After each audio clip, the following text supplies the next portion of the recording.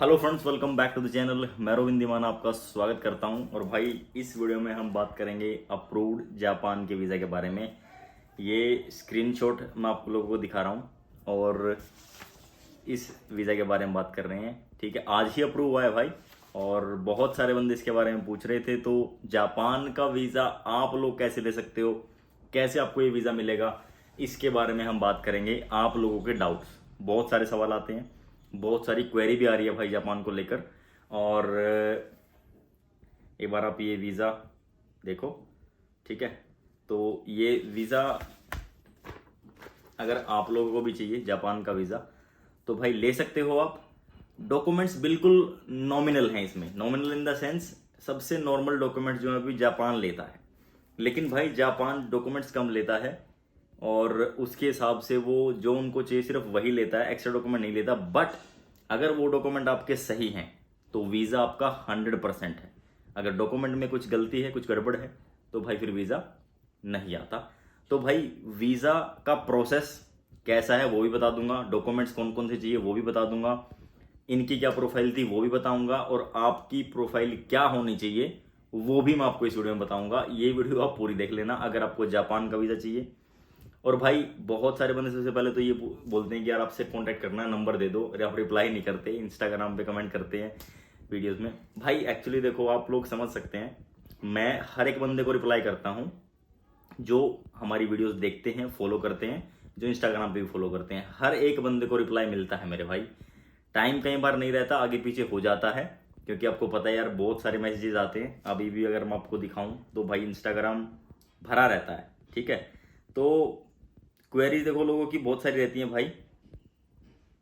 ये देखो, ये भी रिक्वेस्ट आई हैं, इनको भी रिप्लाई करना है, काफ़ी सारी हैं।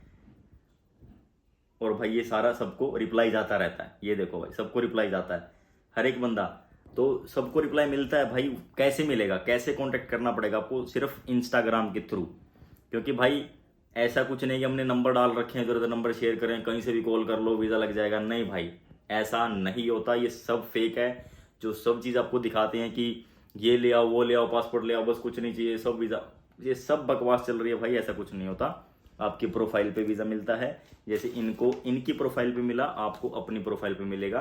प्रोफाइल ठीक करो, किसी एजेंट से, किसी कुछ से कोई डिस्कशन करने की जरूरत नहीं है। आप वीडियोस फॉलो करो, आपको खुद ही इन्फॉर्मेशन मिलेगी। पिछली वीडियोस आप देखो, लोगों ने ट्रैवल में जो प्रॉब्लम आती थी, वो लोगों ने कैसे उस चीज़ को टैकल किया, या फिर प्रॉब्लम क्यों आती थी। आपके डॉक्यूमेंट में जरूरी नहीं कि भाई हर बार ये लाइन ही गलत हो, आपके डॉक्यूमेंट में तो कुछ कमी हो सकती है। तो आपके डॉक्यूमेंट सही होने चाहिए। सही इन द सेंस तीन मेन चीज़ें हैं। मेन चीज़ मतलब आपका बैंक स्टेटमेंट, सबसे पहली चीज़। दूसरी चीज़ आपकी आईटीआर। तीसरी चीज़ आपकी जो है बिजनेस प्रूफ। ये तीन डॉक्यूमेंट है भाई। बिजनेस नहीं है तो फिर सैलरी का प्रूफ, यानी कि जॉब करते हैं आप।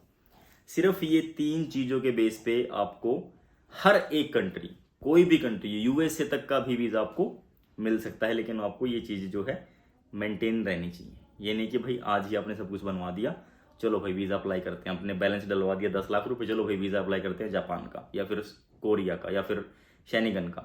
वीजा आपने डाल दिया, बैंक बैलेंस आपका अच्छा है, सब कुछ, आपने आईटीआर भी भर दिया, अपने बिजनेस प्रूफ भी दे दिया, बैलेंस आपने रिसेंट डलवा दिया, वीजा आएगा? नहीं आएगा भाई, बिल्कुल भी नहीं आएगा। आप 20 की क्या 50 लाख रुपए डाल दो अकाउंट में, लेकिन वीज़ा नहीं मिलेगा। वीज़ा मिलना होगा तो भाई 2 लाख रुपए में वीज़ा मिल जाता है। तो इनका भी बैलेंस कोई ज़्यादा नहीं था। ठीक है, इनका कोई ज़्यादा बैलेंस नहीं था भाई, नॉर्मल बैलेंस था इनका भी, 4 से 5 लाख के आसपास ही था।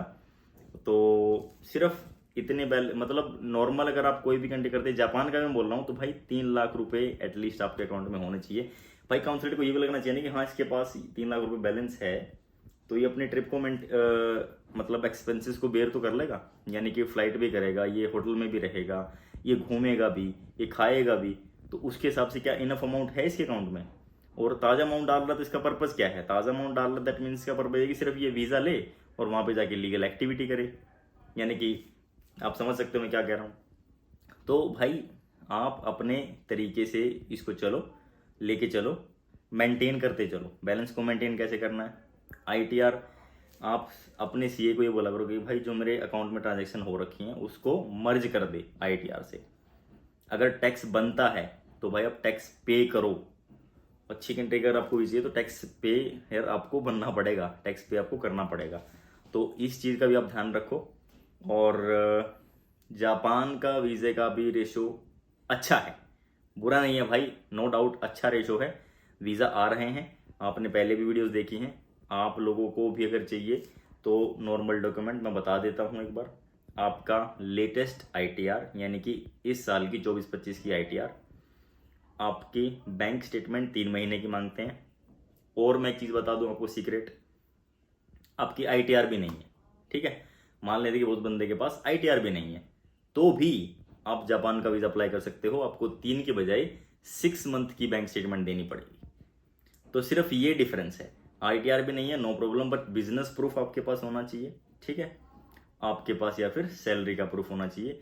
अगर आप सैलरी पर्सन हैं तो भाई एनओसी यानी कि लीव लेटर, सैलरी स्लिप 3 महीने की और आपकी बैंक स्टेटमेंट, सिर्फ ये चीज़ चाहिए। अगर बिजनेस करते हैं तो बिजनेस प्रूफ, आईटीआर और बैंक स्टेटमेंट।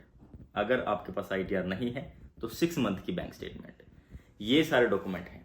तो अगर ये सारे डॉक्यूमेंट हैं, आपको थोड़ी नॉलेज रखते हैं, आपको पता है चीज़ें कैसे होती हैं, कैसे कैसे हम जो काउंसलेट को टैकल कर सकते हैं वीज़ा लेने के लिए, तो ये चीज़ आप खुद ब खुद अप्लाई कर सकते हो घर बैठे फ्री में, किसी से कोई पूछने की ज़रूरत नहीं है। पिछली वीडियोज़ मैंने सारा प्रोसेस बता रखा है कैसे कैसे करना है।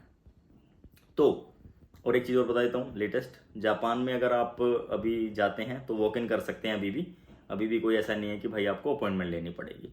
दिल्ली जो जुरिडिक्शन की मैं बात कर रहा हूँ, दिल्ली बीएफएस की, तो वहाँ पे आप जाओ, आप डॉक्यूमेंट्स ले जाओ, अपनी फाइल रेडी कर लो।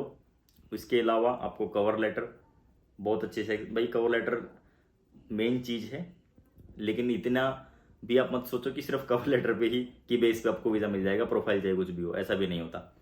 कवर लेटर मेन चीज़ है, उसमें आपको एक्सप्लेन करना होता है कि क्या आपका पर्पज़ है, कब आप जा रहे हो, कब आप आ रहे हो, कहाँ आप घूम रहे हो, फाइनेंशियल से आपके क्या हैं, आपके बैंक बैलेंस का क्या हिसाब किताब है, आपका बिजनेस का क्या हिसाब किताब है, आपकी जॉब का क्या हिसाब किताब है, और क्या आपका पास्ट में ट्रैवल था, अगर फ्रेश पासपोर्ट है तो फिर आप जापान क्यों जाना चाहते हैं, पर्पज़ क्या है, क्या आप विजिट करोगे, बहुत सारी चीज़ें जो हैं कवर लेटर में मेंशन होती हैं, ठीक है। उसके बाद आपकी आइटनरी डे टू डे यानी कि डे वाइज, इस दिन आप कहाँ पे घूमेंगे, कहाँ जाएंगे, कैसे करेंगे, कहाँ पे खाएंगे, कहाँ पे रहेंगे, ये सारी चीज़ें, कौन से एरिया में आप घूम रहे हैं। जापान ठीक है बड़ा होता है, कंट्री बड़ी है, कहाँ कहाँ पे आप जा रहे हो, तो ये पूरा प्लान एक तरीके से एक्सप्लेन्ड और मर्ज होना चाहिए आपस में। उसके अलावा आपकी होटल बुकिंग, आपकी फ़्लाइट्स, ठीक है, ये आपका वीज़ा एप्लीकेशन फॉर्म, ये सारी चीज़ें होती हैं जो कि आपको वीज़ा दिलाती हैं।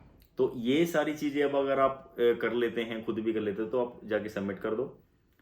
ये चीज़ अगर आप नहीं कर सकते तो भाई एक्सपर्ट की एडवाइस लो, किसी से भी आप कराते हैं, आप हमसे कराते हैं या फिर किसी और से कराते हैं।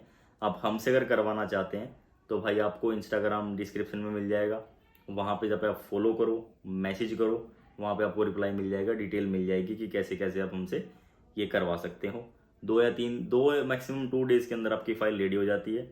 देन आपको सबमिट करके वहाँ पे जाना होता है। सबमिट करने के लिए आप खुद ही, आप देखो भाई, हम ऐसा नहीं कि आप हमें पासपोर्ट दो, हम लेके जाएंगे, फिर हम आपका वीज़ा लगवाएंगे, फिर हम आपको क्लियर करेंगे, नहीं, ऐसा कुछ नहीं है। डायरेक्ट डीलिंग होती है भाई, क्लाइंट खुद जाए, यानी कि अगर आपको वीज़ा अप्लाई करना तो आप खुद जाओगे, हम ना किसी के बीच में पड़ते हैं ना किसी को, सारा जो है एक्सेस आपके पास रहता है, सारी चीज़ें हम आपको शेयर भी करते हैं और ईमेल वगैरह सब आपका ही रहता है, और आप खुद ही जाके सारी चीज़ें करते हो, खुद ही आप अपना वीज़ा रिसीव करते हो। जैसे अभी इन्होंने आया तो इन्होंने, मैं पासपोर्ट तो मतलब हम लेते नहीं है क्योंकि इन्होंने अपना फ़ोटो ही भेजते हैं मोस्टली, सारी चीज़ फ़ोटो में, और व्हाट्सएप के स्क्रीनशॉट भी शेयर करता हूँ, इंस्टाग्राम पे भी और वैसे भी स्टोरीज़ में, तो आप लोगों को आइडिया लग ही जाता है। तो अभी के टाइम में किसी भी भाई को अगर जापान का वीज़ा चाहिए तो आप हमसे कांटेक्ट कर सकते हो। रेशो, सक्सेस रेशो अच्छा है, अच्छा रिस्पॉन्स अभी आ रहा है। आप लोगों को अगर वीज़ा चाहिए डेफिनेटली आप कांटेक्ट करें और आपको भी वीज़ा मिल जाएगा। अब थोड़ा सा मैं ये बताता हूँ कि कौन सी प्रोफाइल को करना चाहिए, कौन सी को नहीं करना चाहिए। देखो भाई, फ्रेश फंड आप डाल रहे हो, लेटेस्ट आप आईटीआर अभी भी डाल रहे हो 2 साल की, और बैंक में भी कोई बैलेंस वगैरह कुछ नया नहीं है, कोई ट्रैवल हिस्ट्री नहीं है, तो भाई अप्लाई मत करो, वीज़ा नहीं आएगा। आपने एक कंट्री भी ट्रैवल कर रखी है, ठीक है, एक कंट्री भी अगर आपने ट्रैवल कर रखी है लेकिन आपका बैंक बैलेंस मेंटेन है, ठीक है, आप पुराना कभी ट्रैवल किया है आपने, लेकिन आपका बैंक बैलेंस जो है मेंटेन है, यानी कि 2 प्लस 2.5 2.80 3 3.5 के आसपास अगर आपका बैलेंस है और आप ITR टाइमली डाल रहे हैं, हर साल डाल रहे हैं, तो डेफिनेटली आप करो, आपके चांसेस हैं आपको वीज़ा मिलेगा।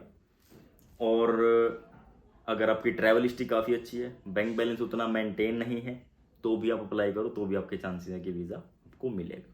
तो ये 2-3 सिनेरियो रहते हैं मतलब सबके भाई, तब आप देख कि आप कौन सी कैटेगरी में आते हो और आपको क्या करना चाहिए। तो भाई ये चीज़ करके आप इस कंट्री का वीज़ा ले सकते हो। जापान का आप लो, फिर साउथ कोरिया, ठीक है, उसके बाद फिर आप ट्रैवल करो, फिर आप शेनिगन, UK, ऐसे धीरे धीरे करके आप बड़ी बड़ी कंट्री का वीज़ा ले सकते हो भाई। तो प्रोसेस के थ्रू ही आप एक स्टेप बाय स्टेप आप चलते हो और अच्छी कंट्री का वीज़ा ले सकते हो, ठीक है। तो मैंने भाई ट्रैवल हिस्ट्री आप लोग कैसे बना सकते हो, उसके लिए भी बेस्ट ऑप्शन है अवेलेबल, ठीक है। उसमें भी वीज़ा हो जाता है, बिना डॉक्यूमेंट के भी हो जाता है, लेकिन डॉक्यूमेंट आपको चाहिए होते हैं, तो उसको मेंटेन करना स्टार्ट कर दो। उससे पहले आप ट्रैवल हिस्ट्री बनाओ, है ना भाई। आपका बैलेंस मेंटेन होगा, आपके स्टेटमेंट मेंटेन होगा, आपका बिजनेस मेंटेन होगा, तो उससे पहले आप ट्रैवल हिस्ट्री बनाओ। ये दोनों काम आप एक साथ करो और आगे जाके आपको अच्छी कंट्री का वीज़ा मिल जाएगा इजीली। तो कोई ज़्यादा बड़ी चीज़ नहीं है भाई, और मेरे हिसाब से लाखों भी किसी को देने का फ़ायदा नहीं है। लीगल करो जो भी काम करना भाई, इलीगल कुछ भी मत करो, तरीके से आप चलो, तो ही आपका भी बेनिफिट है, सबका बेनिफिट उसी में है भाई। और नॉमिनल चार्जेस हैं भाई, जो चार्जेस हैं वो नॉमिनल हैं। देखो भाई, हम भी जो है डॉक्यूमेंट्स रेडी करते हैं, आपको फ्लाइट्स, होटल्स या फिर जो भी चीज़ करते हैं, आया कवर लेटर, आइटनरी, वो सब पेड होती है भाई।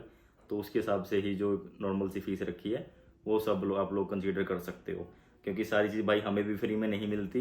जब फ्री में नहीं मिलती, काम करते हैं, हर कोई पैसा मांगता है, आप लोगों को सबको पता है ये चीज़। बट नॉमिनल चार्जेस है भाई, कोई ज़्यादा चार्जेस नहीं है, ठीक है। तो सर्विस आप ले सकते हो। कॉन्टैक्ट नंबर भी आपको इंस्टाग्राम पे ही मिलेगा भाई, ऐसे ओपनली नहीं शो कर सकते, जो चीज़ का रीज़न मैंने आप लोगों को बता दिया। तो अगर आपको भी चाहिए कि भाई हाँ आपको ये वीज़ा लेना है जापान का, तो इस वीडियो को आप अपने फ्रेंड्स के साथ, जिनको जापान से के वीज़ा से रिलेटेड कोई डाउट है, कोई क्वेरी है, उनको भेज सकते हो, शेयर कर सकते हो। अच्छी लगे तो भाई चैनल को सब्सक्राइब करना, आपका अपना चैनल है, ऐसी ही इन्फॉर्मेशन आती रहती है भाई। मिलेंगे आपसे नेक्स्ट वीडियो में, till then take care, bye, thank you.